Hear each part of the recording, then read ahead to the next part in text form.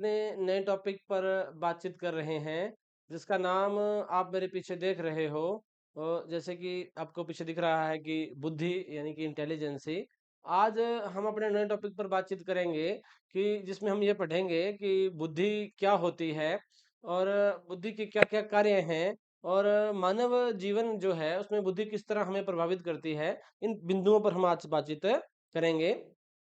तो देखिए, बुद्धि जो है उसमें बात ये पढ़ रहे हैं कि ऐसा सामान्य शब्द है जो हम रोज की जो हमारी जो आम बोलचाल की जो भाषा है उसमें हम इसका काफी प्रयोग करते हैं। कहते हैं कि तेजी से सीख समझना, अच्छा स्मरण करना, ये सब बुद्धि के कार्य हैं। अपने आम तौर पर कहते हैं ना कि वो बड़ी जल्दी समझ गया, क्या जी इसकी बुद्धि बहुत तेज है, क्या जी वो जल्दी सीख गया, क्या जी इसकी बुद्धि बहुत तेज है। आम बोलचाल की भाषा में इसका प्रयोग किया जाता है। ठीक है। तो जैसे हम मैं आपको बताऊं कि बुद्धि शब्द का सर्वप्रथम प्रयोग किसने किया था, उस पे बात करते हैं। बुद्धि शब्द का सर्वप्रथम प्रयोग जो है 1885 में इंग्लैंड का बंदा था फ्रांसिस गोल्टन। क्या नाम है? फ्रांसिस गोल्टन ने इसका प्रयोग किया था। बुद्धि शब्द का जो प्रयोग है, इंग्लैंड के थे, उनका नाम था फ्रांसिस गोल्टन, उन्होंने इस शब्द का सर्वप्रथम प्रयोग किया। देखिए, हम बात कर रहे हैं आज बुद्धि प्रकरण पर, यानी कि इंटेलिजेंसी। मैं आपको ये बात बता रहा हूं कि बुद्धि एक सामान्य शब्द है। हम दिन प्रतिदिन आम बोलचाल की भाषा में दिन में बहुत बार बुद्धि शब्द का प्रयोग करते हैं।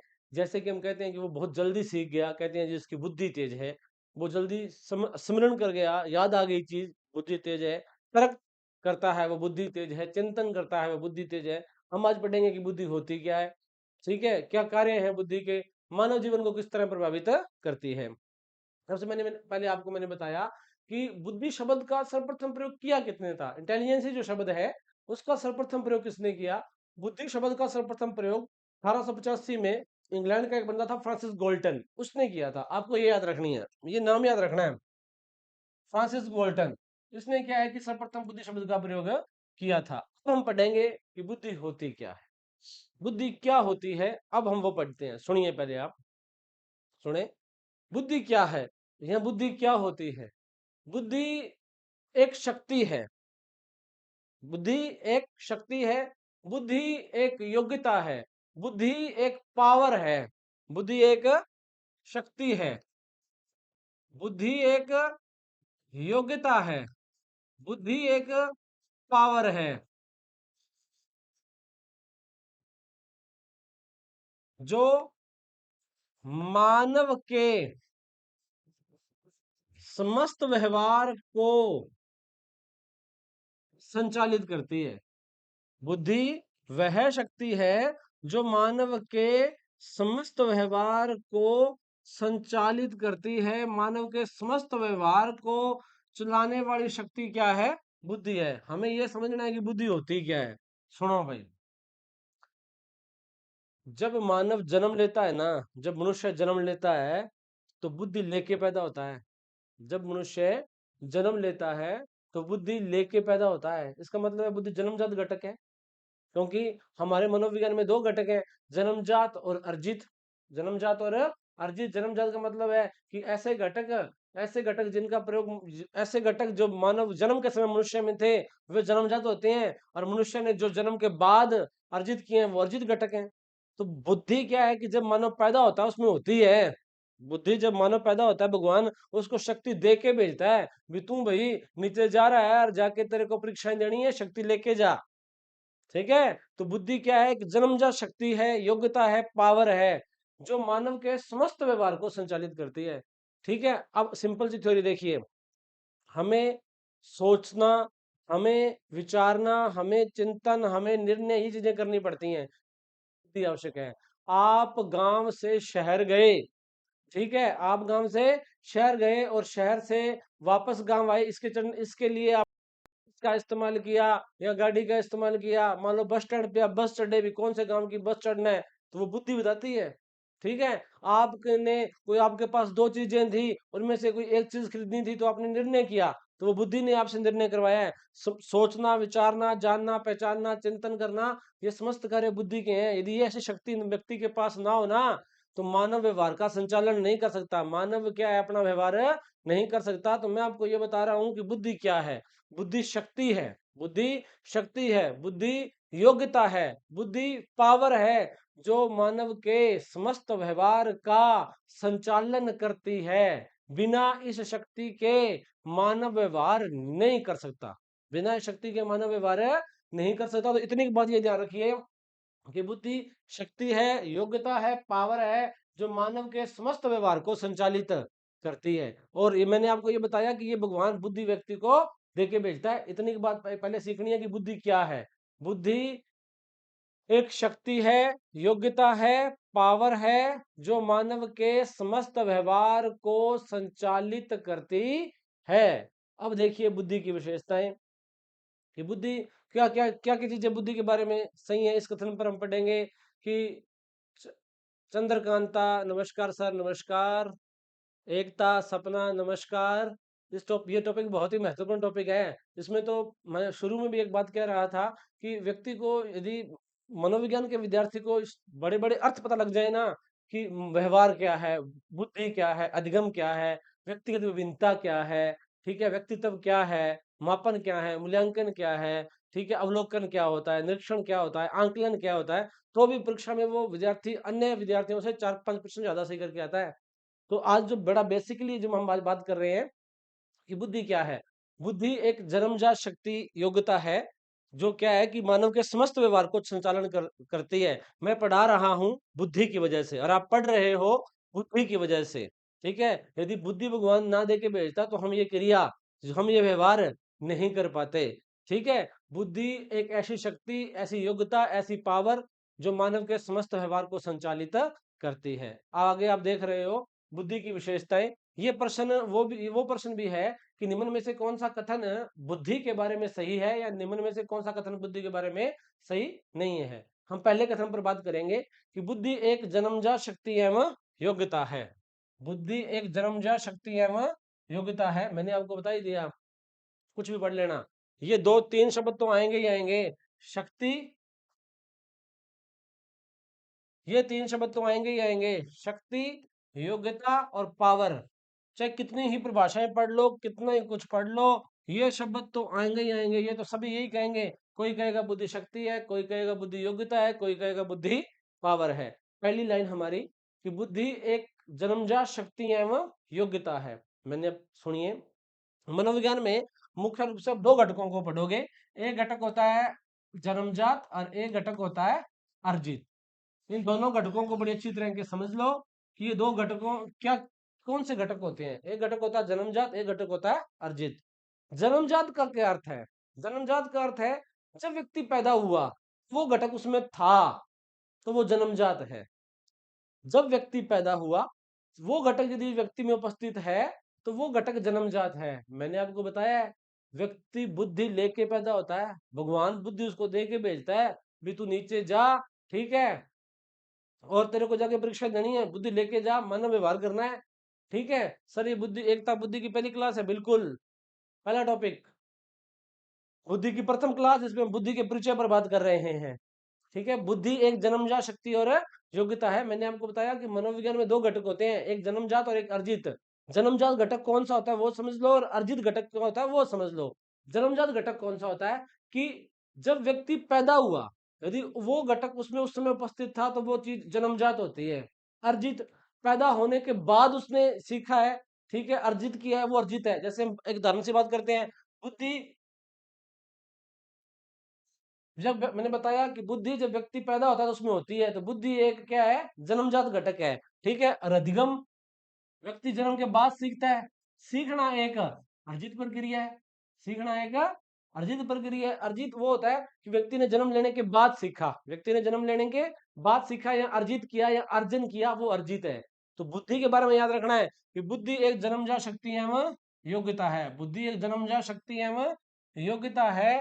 ठीक है, जब व्यक्ति पैदा होता है तब उसमें बुद्धि होती है। नंबर 2, बुद्धि अमूर्त योग्यता है। बिल्कुल, आप बुद्धि को देख नहीं सकते, आप बुद्धि को देख नहीं सकते। मनोविज्ञान में 2 घटक होते हैं, एक घटक होता है मूर्त और एक घटक होता है अमूर्त। मनोविज्ञान में 2 घटक होते हैं, एक घटक होता है मूर्त और एक घटक होता है अमूर्त। ठीक है, मनोविज्ञान में 2 घटक होते हैं, एक घटक तो होता है मूर्त और एक घटक होता है अमूर्त। क्या बात है। मनोविज्ञान में दो घटक हम पढ़ रहे हैं, एक घटक होता है मूर्त और एक घटक होता है अमूर्त।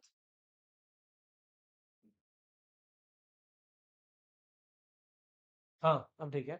देखिए, हमने ये बात पढ़ ली कि बुद्धि एक जन्मजात शक्ति और योग्यता है। फिर हमने पढ़ा कि एक जन्मजात घटक होता है और एक अर्जित घटक होता है। जन्मजात में हमने पढ़ लिया कि जन्म के समय जो उपस्थित हो वो जन्मजात होता है, जैसे बुद्धि। फिर हमने पढ़ा कि अर्जित वो होता है कि जो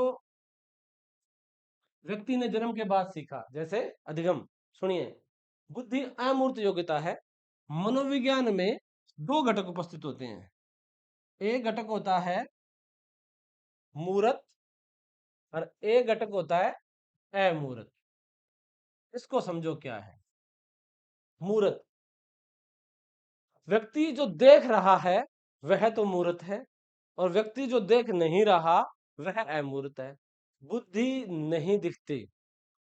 बुद्धि का काम है मानसिक संक्रियाएं करना, सोचना, विचारना, जानना, पहचानना, चिंतन करना, मनन करना, तर्क करना, वितर्क करना, सीखना, समायोजन करना, समस्या समाधान करना। ये सारे काम क्या है, बुद्धि के हैं।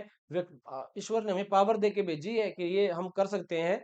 बुद्धि को हम देख नहीं सकते, हम बुद्धि को देख नहीं सकते। ये हमारी अमूर्त पावर है, ये हमारी अमूर्त शक्ति है। ये व्यक्ति में क्या है कि अमूर्त योग्यता होती है। ये उस प्रश्न को हम कर रहे हैं कि निम्न में से कौन सा कथन बुद्धि के बारे में सही है, निम्न में से कौन सा कथन बुद्धि के बारे में सही नहीं है। आगे दूसरी बात, बुद्धि अमूर्त योग्यता है। तीसरी बात, बुद्धि सीखने की योग्यता है। सुनिए, सीखना अधिगम, सीखना अधिगम।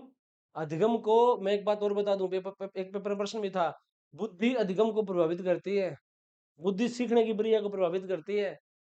कारण, जिस व्यक्ति की बुद्धि तेज होती है उसकी सीखने की क्षमता भी क्या होती है, तेज होती है। जिस व्यक्ति की बुद्धि मंद होती है उसकी सीखने की क्षमता भी क्या होती है, मंद होती है। बुद्धि सीखने की योग्यता है। सीखने के लिए मैंने तो स्पष्ट ही कहा था, समस्त मानव व्यवहार के लिए मैंने तो सब कुछ कह दिया कि समस्त मानव व्यवहार को संचालित करने वाली शक्ति क्या है, बुद्धि है। जिसमें चाहे आप सीख लो, समस्या समाधान कर लो, समायोजन कर लो, ठीक है, चिंतन, विचार, मनन, आगमन, निगमन, संश्लेषण, विश्लेषण, कुछ ही कर लो। समस्त मानव व्यवहार को संचालित करने वाली शक्ति जो है वो बुद्धि है। हम अगली जो बात कर रहे हैं वो है कि बुद्धि सीखने की योग्यता है। सीखना अधिगम होता है। सीखना क्या होता है, अधिगम। उसके लिए बुद्धि आवश्यक है, बिना बुद्धि के व्यक्ति सीख नहीं सकता। ठीक है, मैंने आपको बताया कि अधिगम को बुद्धि प्रभावित करती है, अधिगम को बुद्धि प्रभावित करती है। जिसकी बुद्धि तेज होगी उसकी सीखने की क्षमता तेज होगी, जिसकी बुद्धि मंद होगी या धीमी होगी या कम होगी उसकी सीखने की क्षमता कम होगी। बुद्धि समस्या समाधान करने की योग्यता है। सिंपल सी थ्योरी है। ठीक है, एक शब्द होता है कि चिंतन, एक शब्द होता है चिंतन। ठीक है, चिंतन एक मानसिक संक्रिया है। चिंतन एक मानसिक संक्रिया है। हम इस पे बात करते हैं, फिर आपको उस बात तक ले जाएंगे कि चिंतन एक मानसिक संक्रिया है। रीट में एक प्रश्न आया था कि चिंतन प्रारंभ होता है, उसका उत्तर बना समस्या समाधान। उसका उत्तर बना था समस्या समाधान। मतलब जब तक समस्या नहीं आएगी तब तक चिंतन नहीं होगा। हम मानव ह्यूमन बेव है कि जब तक हमारे कोई समस्या नहीं होती हम उस कोई विचार नहीं करते, कोई सोचते नहीं है। हाँ, जब कोई समस्या आती है तब हम चिंतन प्रारंभ करते हैं। बुद्धि समस्या समाधान करने की योग्यता है, बिल्कुल। जब समस्या आती है तो व्यक्ति चिंतन करता है। क्या करता है, चिंतन। चिंतन एक मानसिक संक्रिया है, किसका काम है, बुद्धि का। बिना बुद्धि के व्यक्ति चिंतन नहीं कर सकता, और चिंतन के माध्यम से समस्या समाधान की जाती है। सीधी सी बात है, समस्या समाधान करने के लिए क्या आवश्यक है, बुद्धि आवश्यक है। बुद्धि समस्या समाधान करने की योग्यता है। ठीक है, आगे, बुद्धि समायोजन करने की क्षमता है। समायोजन हमारा पूरा टॉपिक लगता है, समायोजन हमारे पूरा टॉपिक लगता है। फिर भी हम बात कर लेते हैं थोड़ी सी भी, समायोजन कैसे करती है बुद्धि। ठीक है, समायोजन करने की क्षमता है बुद्धि में। ठीक है, कि समायोजन होता क्या है, समायोजन होता है कि समय अनुसार आवश्यकताएं पूरी होनी चाहिए तो व्यक्ति समायोजित है, अन्यथा व्यक्ति असमयोजित माना जाता है। समायोजन जो शब्द है मनोविज्ञान में, समायोजन जिसको कहते हैं एडजस्टमेंट। ठीक है, उसमें आपको बता दूं कि उसका अर्थ क्या है। उसका अर्थ ये है कि आवश्यकता और समय का संबंध होता है वो। समायोजन जो होता है वो आवश्यकता और समय का संबंध होता है, जिसमें यदि समय अनुसार आवश्यकताओं की पूर्ति हो रही है तो व्यक्ति समायोजित, अन्यथा असमायोजित होता है। अब मान लो समय अनुसार आवश्यकताओं की पूर्ति नहीं हो रही, ठीक है, तो व्यक्ति के दिमाग में, हम पढ़ेंगे आगे, की चिंता चलती है, दुश्चिंता चलती है, कुंठा चलती है, मतलब उससे मानसिक संक्रियाएं धीमी पड़ जाती हैं। तो बुद्धि फिर क्या है कि दिमाग को डाइवर्ट करती है, मानसिक संक्रियाओं को क्या करती है, डाइवर्ट करती है, कि वो क्या व्यक्ति ध्यान हटा लेता है उससे। ठीक है, वो ऐसा व्यक्ति तभी कर सकता है जब उसमें बुद्धि उपस्थित हो, तभी कहते हैं कि बुद्धि समायोजन करने की क्षमता है। इसमें इस जो पीडीएफ में आप देख रहे हो पीपीटी में, ये देखिए, जिसमें हमने पढ़ा कि बुद्धि क्या है। मैंने पहले बताया कि बुद्धि शक्ति होती है, पावर होती है, क्षमता होती है, योग्यता होती है, जो भगवान व्यक्ति को दे के भेजता है। इसलिए कहते हैं कि बुद्धि एक जन्मजात शक्ति और योग्यता है। फिर हमने दो चीजें पढ़ी कि मनोविज्ञान में दो चीजें होती हैं, एक होती है जन्मजात और एक होती है अर्जित। जन्म के समय जो व्यक्ति में उपस्थित है वह होती है जन्मजात, और जन्म के बाद यदि उसने कोई अर्जन किया है तो वो होती है अर्जित। परंतु बुद्धि तो जन्म के समय उपस्थित है, इसलिए बुद्धि क्या है, जन्मजात शक्ति है। बुद्धि को देख नहीं सकते इसलिए अमूर्त है। सीखने के लिए किसकी आवश्यक है, बुद्धि। समस्या समाधान करने की योग्यता क्या है, बुद्धि। समाधान करने की क्षमता क्या है, बुद्धि। अब देखिए आगे, बुद्धि अनुकूलन करने की योग्यता है। अनुकूलन और समायोजन दोनों अलग अलग शब्द हैं, मैं आपको बता देता हूं। समायोजन का संबंध जो होता है वो आवश्यकता और समय के साथ होता है। यदि समय रहते हुए आवश्यकताएं की पूर्ति हो रही है तो व्यक्ति समायोजित, अन्यथा असमायोजित। अनुकूलन क्या है कि आप जिस जगह पर जाओ वैसे हो जाओ, ठीक है, वो अनुकूलन होता है। और उसके लिए भी बुद्धि आवश्यक है। मतलब कहने का अर्थ है, चाहे तो आपको समायोजन करना है और चाहे आपको अनुकूलन करना है, उसके लिए क्या है, बुद्धि कराएगी। बिना बुद्धि के न तो समायोजन होता है और न ही अनुकूलन होता है। बुद्धि अमूर्त चिंतन करने की योग्यता था, अनुभव से लाभ उठाने की योग्यता है। मैंने तो कहानी खत्म कर दी थी शुरू में ही कि मानव के समस्त व्यवहार को संचालित करने वाली शक्ति बुद्धि है। उसमें सीखना भी आ गया, उसमें समस्या समाधान भी आ गया, उसमें मानसिक संक्रियाएं भी आ गई, उसमें अनुकूलन भी आ गया, उसमें अमूर्त चिंतन भी आ गया, मूर्त चिंतन भी आ गया, तर्क वितर्क, सोचना विचारना, आगमन निगमन, संश्लेषण विश्लेषण समस्त आ गए। मानव के समस्त व्यवहार को जो चीज संचालित कर रही है, जो चला रही है, वो बुद्धि है। बिना बिना बुद्धि के आप कहीं जा नहीं सकते, कहीं से आ नहीं सकते। ठीक है, थाली में रोटी पड़ी है ना, आप उसको तोड़ के खा नहीं सकते जब तक मानसिक संक्रिया ये ना कहें भी हाँ इसको तोड़ और खा। ठीक है, तो भाई मानव के समस्त व्यवहार को संचालित करने वाली शक्ति क्या है, बुद्धि है। ठीक है, आगे, बुद्धि अनुकूलन करने की योग्यता है। बुद्धि अमूर्त चिंतन करने की योग्यता है तथा अनुभवों से लाभ उठाने की योग्यता है। हाँ, व्यक्ति का जीवन बहुत लंबा चौड़ा है। ठीक है, व्यक्ति अपने जीवन में जैसे जैसे आगे बढ़ता जाता है तो उसको बहुत सारे अनुभव होते हैं, और व्यक्ति अनुभवों से जो लाभ उठाना है, अनुभवों से लाभ वही व्यक्ति उठा सकता है जो क्या है कि अपनी बुद्धि का इस्तेमाल करेगा। बिना बिना बुद्धि के आप अपने अनुभवों से लाभ नहीं उठा सकते। ठीक है, बुद्धि तर्क करने, बुद्धि वितर्क करने, बुद्धि सोचने विचारने आदि संक्रिया की योग्यता है। एक शब्द होता है मानसिक संक्रियाएं, एक शब्द होता है मानसिक संक्रिया, मैंने आपको पहले भी बताया है, आज फिर सुन लो। एक शब्द होता है मानसिक संक्रिया, मस्तिष्क की संक्रियाएं। ये होती हैं सोचना, विचारना, जानना, पहचानना, चिंतन करना, तर्क करना, वितर्क करना, आगमन करना, निगमन करना, संश्लेषण करना, विश्लेषण करना। ठीक है, ये सारी मानसिक संक्रियाएं होती हैं और ये बिना बुद्धि के नहीं होती। बुद्धि के पास ये क्षमता है कि वो मानसिक संक्रियाएं कर सकती है। बुद्धि व्यवहार को नियंत्रित और निर्देशित करने की योग्यता है। मैंने आपको बताया शुरू में, मानव व्यवहार को संचालित करती है, व्यवहार को नियंत्रित। अब कई बार क्या होता है कि हम अपने आप पर नियंत्रण रखते हैं, बिना बुद्धि के नियंत्रण नहीं रख सकते आप। बिना बुद्धि के आप अपने व्यवहार पर नियंत्रण नहीं कर सकते, क्योंकि मानसिक संक्रिया क्या है कि वो चलती रहेंगी हमेशा। बुद्धि आप नियंत्रण रखती है व्यक्ति पर और व्यक्ति को निर्देशित भी करती है, बुद्धि का काम है ये।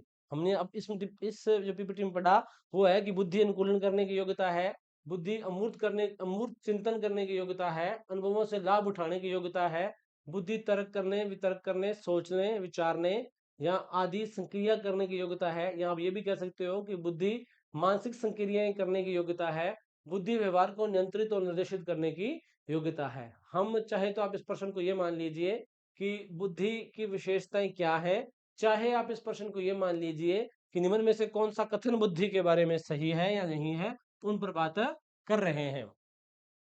बुद्धि एक विकासशील और परिवर्तनशील योग्यता है। बुद्धि एक विकासशील और परिवर्तनशील योग्यता है। सुनिए, देखो, जब बालक जन्म लेता है तो उसमें क्या है कि बुद्धि पूर्णतः विकसित उस समय नहीं होती। धीरे धीरे जैसे जैसे वो अपने अपनी आयु में आगे बढ़ता है, उस समय उसमें बुद्धि क्या है कि विकास करती रहती है। ठीक है, दो शब्द होते हैं, विकासशील और एक विकसित। विकासशील होता है कि अभी ये बढ़ रहा है, विकास हो रहा है। विकसित होता है कि वो विकसित हो गया। तो बुद्धि के बारे में जो आम बातें हैं कि बुद्धि एक विकासशील और परिवर्तनशील योग्यता है, परंतु 16 साल तक, 16 साल तक बुद्धि विकासशील होती है, धीरे धीरे धीरे बढ़ती जाती है। बढ़ने का मतलब क्या है कि जैसे जो मानसिक संक्रियाएं हैं, सोचना, विचारना, जानना, पहचानना, चिंतन करना, ये है इनका जो लेवल है, जो स्तर है, वो किस स्तर तक जाएगा, वो स्तर आती सोचने व्यक्ति के चिंतन करने का स्तर किस लेवल का होगा, वो बढ़ता है बुद्धि में। बुद्धि क्या, सोचने का जो स्तर है, आगमन करने का जो स्तर है, वो उसे कहते हैं कि बुद्धि विकसित हो रही है। तो वो कहते हैं कि 16 साल की आयु तक बुद्धि पूर्णतः विकसित हो जाती है। इस लाइन को आप ध्यान रखें कि बुद्धि एक विकासशील और परिवर्तनशील योग्यता है। बुद्धि एक विकासशील और परिवर्तनशील योग्यता है। कहा जाता है कि 16 साल तक बुद्धि पूर्णतः विकसित हो जाती है, 16 साल तक बुद्धि विकासशील है। इसको घुमा के कैसे ही पूछे, इस बात को ध्यान में रखना है कि बुद्धि 16 साल की आयु में विकसित होती है, इससे पहले वो विकासशील थी। ठीक है, धीरे धीरे धीरे उसमें परिवर्तन होता है, इससे पहले वो परिवर्तनशील थी। तो आपको याद रखना है, एक बात तो ये याद रखनी है कि बुद्धि एक विकासशील घटक है, बिल्कुल सही है। ये भी बुद्धि एक परिवर्तनशील घटक है, बिल्कुल सही है। बुद्धि 16 साल की आयु में पूर्णतः विकसित होती है, ये भी सही है। ठीक है, तो बुद्धि एक विकासशील और परिवर्तनशील घटक है। मतलब कहने का अर्थ है कि बुद्धि 16 साल से प्रारंभ में जो अवस्था है उसमें पूर्णतः विकसित नहीं होती, जो उसका स्तर होता है वो क्या धीरे धीरे विकसित होता है। ये बात ध्यान में रखनी होती है। बुद्धि 16 साल की आयु में पूर्णतः विकसित हो जाती है। जितना विकास बुद्धि का होना था वो 16 साल की उम्र में हो गया, अब नहीं हो सकता। अब तो हम और आप मानसिक प्रलाप कर रहे हैं, अब बुद्धि नहीं बढ़ेगी, जितनी बढ़नी थी बढ़ गई। बस अब तो ये है कि ये किताब पढ़ लो और वो किताब पढ़ लो और इसको पढ़ लो और उसको पढ़ लो, आपके जो सोचने का और आपकी जो मानसिक संक्रियाओं का स्तर था जितना बढ़ना था बढ़ गया। ठीक है, एक वो एक अबेकस अबेकस होता है, एक जिससे मानसिक संक्रियाएं तेज होती हैं, आपने पढ़ा होगा उसके बारे में। उसको आप देखना, उसके बारे में वो आप पढ़ोगे तो उसमें बताया जाता है कि हम 15 साल या 16 साल के बच्चे के पहले के बच्चे को अबेकस सिखा सकते हैं, उसके बाद नहीं सिखाते। क्यों? क्योंकि वो इस थ्योरी पे चलते हैं कि बुद्धि इतने मानसिक संक्रियाएं इतने साल तक बढ़ेंगी, आगे नहीं बढ़ती। और अबेकस जो होता है वो व्यक्ति की मानसिक संक्रियाओं को तेज करता है, बालक की मानसिक संक्रियाओं को तेज करता है। इसमें बच्चे बड़ी जल्दी गणना कर लेते हैं। ठीक है, तो वो जो भी अबेकस सिखाते हैं वो कहते हैं कि हम 15 या 16 साल तक अबेकस सिखा सकते हैं, क्योंकि वो इस थ्योरी को मानते हैं कि बुद्धि 16 साल तक पूर्णतः विकसित हो जाती है। इससे पहले पहले मानसिक संक्रियाओं को तेज किया जा सकता है, उसके बाद मानसिक संक्रियाओं को तेज हम नहीं कर सकते। तो इस बात को ध्यान रखना है कि बुद्धि 16 साल की आयु तक पूर्णतः विकसित हो जाती है, इससे पहले बुद्धि विकासशील होती है। दो तीन मत और बता रहा हूं। टर्मन कहते हैं कि 15 साल की आयु में बुद्धि पूर्णतः विकसित होती है। ठीक है, स्पीयरमैन कहते हैं कि बुद्धि 14 से 16 साल की उम्र में पूर्णतः विकसित होती है। थॉर्नडाइक कहते हैं कि बुद्धि 18 वर्ष की आयु में पूर्णतः विकसित होती है। मैंने आपको एक थ्योरी बताई। सपना, सर आप जैसे साइकोलॉजी कोई नहीं पढ़ा सकता। आपका बहुत बहुत धन्यवाद। आप जैसे विद्यार्थियों का साथ और स्नेह बना रहे। हमारा काम आपका मार्गदर्शन करना है। यदि हमारे प्रयास से यदि कोई विद्यार्थी अपनी मंजिल तक पहुंच जाता है तो मैं अपने आप को बहुत ही सौभाग्यशाली मानता हूँ। धन्यवाद आपका। सुनिए, बुद्धि एक विकासशील और परिवर्तनशील योग्यता है। मैंने आपको ये लाइन दोबारा बता रहा हूँ कि 16 साल तक बुद्धि पूर्णतः विकसित होती है, उससे पहले वो विकासशील थी, परिवर्तनशील थी। ठीक है, प्रमन यदि एवरेज लगाना है कि बुद्धि किस अवस्था में पूर्णतः विकसित होती है तो 16 लगाना है आपको। 16 साल, ऐसे ऐसे प्रश्न ऐसा आता है कि 14, 15, 18 और 16, फिर तो लगाना है 16, 16 ही है। यदि कई बार देख के आता है कि टर्मन के अनुसार कितना होता है, तो टर्मन के अनुसार भाई 15 वर्ष। स्पीयरमैन के अनुसार कितना है? 14 से 16 वर्ष। थॉर्नडाइक के अनुसार कितना है? 18 वर्ष। ये थोड़ी ध्यान में रखनी है। आगे देखिए, मनोवैज्ञानिकों का कार्य बुद्धि का मापन करना होता है, अध्यापक का कार्य बुद्धि का विकास करना। बिल्कुल, बुद्धि मापन, हम इसी टॉपिक में हम आगे पढ़ेंगे कि बुद्धि मापन क्या है। बुद्धि मापन का अर्थ होता है कि बुद्धि को माप कर अंक देना। जैसे हमने पढ़ते हैं कि प्रतिभाशाली व्यक्ति की बुद्धि होती है 90 से 140 से अधिक। औसत जो होता है वो होता है 90 से 110। वो बुद्धि माप के अंक दिए गए हैं, ठीक है। वो मनोवैज्ञानिकों का काम है बुद्धि का मापन करना। अध्यापक का काम क्या है? हमारा काम क्या है? हमारा काम बुद्धि का विकास करना है। हमारा काम बुद्धि का विकास करना होता है, मतलब बालक की मानसिक संक्रियाओं के स्तर को बढ़ाना है हमारा काम। हमारा काम बालक की मानसिक संक्रियाओं के स्तर को बढ़ाना है। लिंग की भिन्नता के आधार पर बुद्धि पर कोई प्रभाव नहीं पड़ता। बिल्कुल, देखिए भी पुरुष और महिला, स्त्रीलिंग और पुल्लिंग, ये कोई प्रभाव नहीं पड़ेगा। ऐसा नहीं कह सकते कि ये ऐसा नहीं कहा जा सकता कि स्त्रीलिंग में बुद्धि अधिक होती है या पुल्लिंग में बुद्धि अधिक होती है, पुरुष में बुद्धि अधिक होती है, महिला में बुद्धि अधिक होती है। ऐसा कोई मापदंड नहीं है। लिंग की भिन्नता के आधार पर बुद्धि पर कोई प्रभाव नहीं पड़ता है। ये बड़ी इंपॉर्टेंट लाइन आगे कि बुद्धि एक इकाई न होकर बहुत सी इकाइयों का समूह होती है।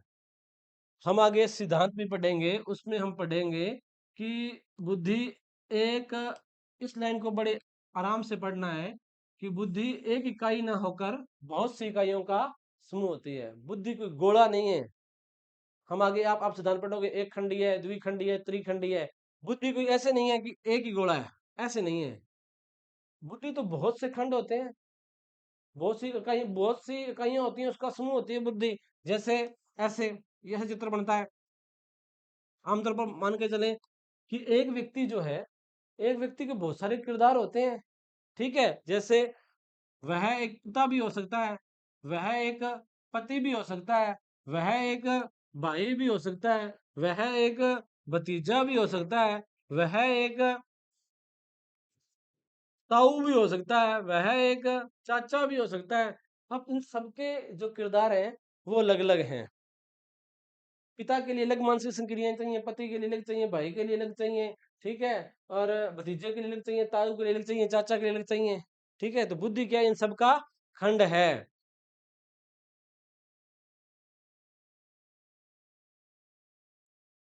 चलो बंद करवाएंगे इस येलो लाइन को, ठीक है। तो इन सबके लिए क्या है कि मानसिक संक्रियाएं क्या है? अलग अलग चाहिए। तो इसलिए कहते हैं कि बुद्धि एक इकाई ना होकर, ऐसा नहीं है कि एक मानसिक संक्रियाओं के इन सब किरदारों का काम चल जाएगा, ऐसा नहीं होता। बुद्धि एक इकाई ना होकर बहुत सी इकाइयों का क्या होती है? समूह होती है। इसी उदाहरण को हम दोबारा समझते हैं। देखिए, इसी उदाहरण को हम दोबारा समझें तो हम ये पढ़ेंगे, एक व्यक्ति जो है, ऐसे नहीं है कि एक व्यक्ति सिर्फ एक ही चीज करता है। वो व्यक्ति धार्मिक भी होता है, वही व्यक्ति सामाजिक भी होता है, वही व्यक्ति आर्थिक भी होता है, वही व्यक्ति नैतिक भी होता है, और वही व्यक्ति अभियांत्रिक मतलब टेक्निक का भी इस्तेमाल करता है, और उसके अन्य भी पक्ष कोई हो सकते हैं। कहने का अर्थ है कि व्यक्ति बुद्धि में कोई एक खंड नहीं होता, तो ये सारे खंड बुद्धि में उपस्थित होते हैं। एक व्यक्ति होता है, वो धार्मिक भी होता है, वो सामाजिक भी होता है, वो आर्थिक भी होता है, वो नैतिक भी होता है, वो अभियांत्रिक भी होता है, वो अन्य भी होता है, और भी बहुत सारे काम करता है। हो सकता है वो खिलाड़ी भी हो, ठीक है। अब इसको ये मान लो कि वो क्या है? खिलाड़ी भी है। तो वो सारे काम करता है। इसलिए कहते हैं कि बुद्धि कोई एक खंड नहीं है, ये तो बहुत सी इकाइयों का क्या होती है? समूह होती है। अब इसको समझ भी लें दोबारा, दोबारा बता रहा हूं इस लाइन को कि बुद्धि एक इकाई न होकर बहुत सी इकाइयों का समूह होती है। मतलब एक कोई ऐसा नहीं होता व्यक्ति में कि एक ही चीज हो, वो बहुत सारी चीजें व्यक्ति के अंदर चलती रहनी है। सुनिए, हमने इसमें पढ़ा कि मनोवैज्ञानिकों का कार्य है बुद्धि का मापन करना होता है। अध्यापक का क्या काम है? अध्यापक का काम है बुद्धि का विकास करना, ठीक है। लिंग की भिन्नता बुद्धि को प्रभावित नहीं करती। ऐसा नहीं है कि लड़की में कम दिमाग होता है या लड़के में कम दिमाग होता है, ऐसा कोई मापदंड मनोविज्ञान में नहीं है। बुद्धि एक इकाई न होकर बहुत सी इकाइयों का समूह होती है। हमने इस बात को पढ़ा है, आपको मैंने बता दिया कि जैसे हम अपने पे लेके चलें तो आप धार्मिक भी हो गए, हो सकता है आप सामाजिक भी हो, आर्थिक भी हो, आप नैतिक भी हो। इन सब के लिए अलग अलग मानसिक संक्रियाओं की आवश्यकता पड़ती है, तो ये सभी बुद्धि में उपस्थित है। बहुत सी इकाइयों का समूह होती है बुद्धि। आगे बुद्धि की परिभाषाएं पढ़ते हैं। ठीक है, हमने जो पीछे पढ़ा, हल्का सा मैं आपको वो रिपीट कराता हूँ। देखिए बुद्धि के बारे में, क्योंकि ये प्रश्न गलत नहीं होना चाहिए कि बुद्धि क्या हो, कि निम्न में से कौन सा कथन बुद्धि के बारे में सही है, निम्न में से कौन सा कथन बुद्धि के बारे में गलत है। पहली बात तो मैंने आपको ये बता दी कि बुद्धि एक शक्ति, पावर, योग्यता होती है। ठीक है, जो मानव के समस्त व्यवहार को संचालित करती है। चाहे तो उसको सीखना है, चाहे उसको समस्या समाधान करनी है, चाहे समायोजन करना है, चाहे अनुकूलन करना है, चाहे मानसिक संक्रियाएं करनी है, कुछ ही करना है। वो क्या है कि ईश्वर ने, भगवान ने ये व्यक्ति को ये पावर दे के भेजता है ईश्वर। ठीक है, तो वो इसलिए वो जन्मजात होती है। हम अब वो लेने वो प्रश्न पढ़ रहे हैं कि निम्न में से कौन सा कथन बुद्धि के बारे में सही है, निम्न में से कौन सा कथन बुद्धि के बारे में गलत है। बुद्धि एक जन्मजात शक्ति एवं योग्यता है। बुद्धि अमूर्त योग्यता है। बुद्धि सीखने की योग्यता है। बुद्धि समस्या समाधान करने की योग्यता है। बुद्धि समायोजन करने की क्षमता है। आगे बुद्धि अनुकूलन करने की योग्यता है। बुद्धि अमूर्त चिंतन करने, अनुभवों से लाभ उठाने, तर्क करने, वितर्क करने, सोचने, विचारने की योग्यता है। बुद्धि व्यवहार को नियंत्रित और निर्देशित करती है। मैंने आपको बताया था बुद्धि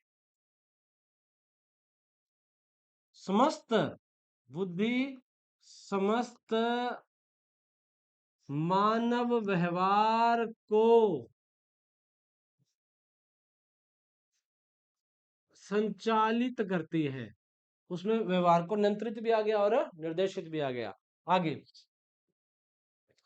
बुद्धि एक विकासशील और परिवर्तनशील घटक है। हमने ये बहुत अच्छी तरह से पढ़ा है कि बुद्धि प्रारंभ में बुद्धि अपने प्रथम चरण में होती है और धीरे धीरे 16 वर्ष की आयु में बुद्धि पूर्णतः विकसित होती है। 16 वर्ष से पहले बुद्धि विकासशील और परिवर्तनशील होती है। मैंने उसके बाद बताया आपको, यदि एक लगाना पड़े तो 16, यदि मनोवैज्ञानिकों के अनुसार लगाना है तो फिर मैंने आपको 3 सेगमेंट बताए हैं। टर्मन के अनुसार ये 15 वर्ष है, और स्पीयरमैन के अनुसार 14 से 16 वर्ष है, और थॉर्नडाइक के अनुसार ये 18 वर्ष है। ठीक है, मनोवैज्ञानिकों का काम बुद्धि का मापन करना होता है, अध्यापक का काम बुद्धि का विकास करना। लिंग की जमीनता के तौर पर बुद्धि पर कोई प्रभाव नहीं पड़ता। बुद्धि एक इकाई न होकर बहुत सी इकाइयों का समूह होती है। अब देखो भाई, बुद्धि की परिभाषाएं, बुद्धि की आप 1000 परिभाषाएं पढ़ लेना, कितनी भी परिभाषाएं पढ़ लो चाहे आप। ठीक है, और परिभाषा में एक शब्द आपको, जो 2-3 शब्द है वो कॉमन मिलेंगे। एक शब्द शक्ति, क्षमता, योग्यता, इंग्लिश में पढ़ोगे तो पावर, ये शब्द आपको कॉमन मिलेगा। बस मनोवैज्ञानिकों ने अपने तरफ से ये लगाया है। कोई कहेगा सीखने की क्षमता है, कोई कहेगा समायोजन की क्षमता है, कोई कहेगा अनुकूलन करने की शक्ति है। बस इतना ही मामला है। उसमें आपको उसमें याद रखना है मनोवैज्ञानिक और उसने क्या कहा। परिभाषा तो सीधी सी बात याद रखो, परिभाषा की तो मनोविज्ञान में सीधी सी थ्योरी या बता देता हूं आपको, समस्या हल हो जाएगी। यदि ऐसी परीक्षा में बैठे हो कि उसमें नेगेटिव मार्किंग है और आपको परिभाषा लगानी है, 100% आपको पता हो तब गोला भरना है, अन्यथा गोला नहीं भरना। मैं तो ये कहता हूं 99 में भी गोला नहीं भरना। यदि 100% पता है ना परिभाषा का, अब ये सी परिभाषा है, फिर तो परिभाषा लगाओ, नहीं तो एक प्रश्न गलत क्यों करके आए हो, छोड़ दो ना, दिक्कत क्या है। ठीक है, हाँ, जैसे रीट होती है उसमें तो क्या होता है कि नेगेटिव मार्किंग होती नहीं, उसमें तो सभी गोले भरने होते हैं, तो फिर उसमें तो आप कर सकते हो। परिभाषा में एक बात हमेशा याद रखिए, यदि आपको 100% पता है ना, फिर परिभाषा लगाएं, अन्यथा नेगेटिव में मत जाएं। ठीक है, कई विद्यार्थी तो मैंने देखा है, हमारा ये अनुभव रहा है, तो वो विद्यार्थी परिभाषाओं को पढ़ते ही नहीं। मैंने कहा क्यों, कहते गुरुजी करनी ही नहीं, ना पढ़नी है ना करनी है, एक आएगी दूसरी 2 आएंगी छोड़ देंगे सर। मैं देखो हर विद्यार्थी की अलग अलग स्ट्रेटजी है, उसको अपनाओ। फिर भी मैं आप मेरी तो सीधी सी बात, मैंने जो आपको बताई परिभाषा के बारे में, सीधी सी थ्योरी याद रखो। यदि नेगेटिव मार्किंग यार आपको 100% पता है तो लगानी है, 99 में मत लगाओ। रिस्क लेना है तो वो अलग अलग आपकी बात है। हम बुद्धि की परिभाषाओं पर बात कर रहे हैं कि शक्ति, क्षमता, योग्यता और पावर। क्योंकि बुद्धि शक्ति है, बुद्धि क्षमता है, बुद्धि योग्यता है, बुद्धि पावर है।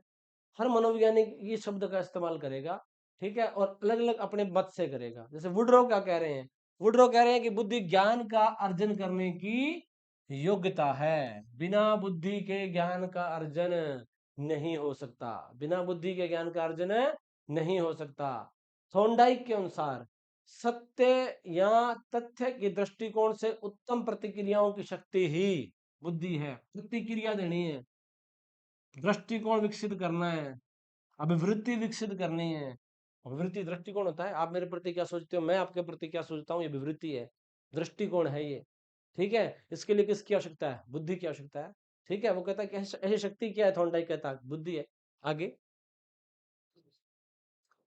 बकिंगम क्या कहते हैं, बुद्धि सीखने की योग्यता है, बुद्धि सीखने की योग्यता है। सीखने के लिए हमें सोचना, विचारना, जानना, पहचानना, चिंतन करना, मनन करना, तर्क करना, वितर्क करना, ये करना पड़ता है। और इसके लिए क्या चाहिए, बुद्धि चाहिए। और बुद्धि, बिना बुद्धि के सीखा नहीं जा सकता। बकिंगम, मैंने आपको बताया था कि अधिगम को प्रभावित करने वाला घटक है बुद्धि। जिसकी सीखने की क्षमता, जिसकी बुद्धि तेज होती है उसकी सीखने की क्षमता भी तेज होती है। ठीक है, वुडवर्थ के अनुसार बुद्धि कार्य करने की विधि है। ठीक है, मैंने तो आपको बताया था कि मानव के समस्त व्यवहार को संचालित करती है, कार्य हो गया वो। वुडवर्थ ने कहा कि बुद्धि कार्य करने की एक विधि है। अल्फ्रेड बिने ने 4 शब्द प्रयोग में लाए हैं, बुद्धि ज्ञान, बुद्धि आविष्कार, बुद्धि निर्देश और बुद्धि आलोचना शब्दों में निहित है।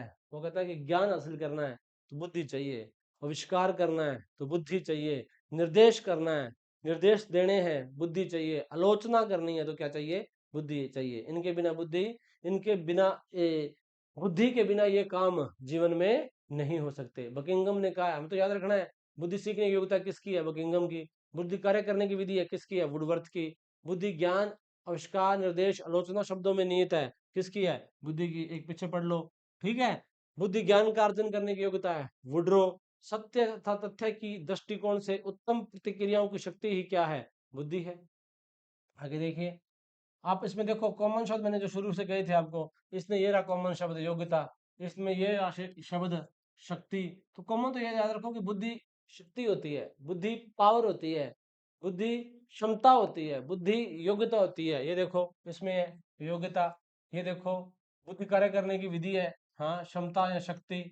ठीक है, आगे कॉल्विन के अनुसार बुद्धि वातावरण के से सामंजस्य करने की योग्यता है। हमने बात की थी कि अनुकूलन करना है, समायोजन करना है, तो क्या चाहिए, बुद्धि चाहिए। बिना बुद्धि के एडजस्टमेंट यहाँ नहीं हो सकता, बिना बुद्धि के एडजस्टमेंट नहीं हो सकता।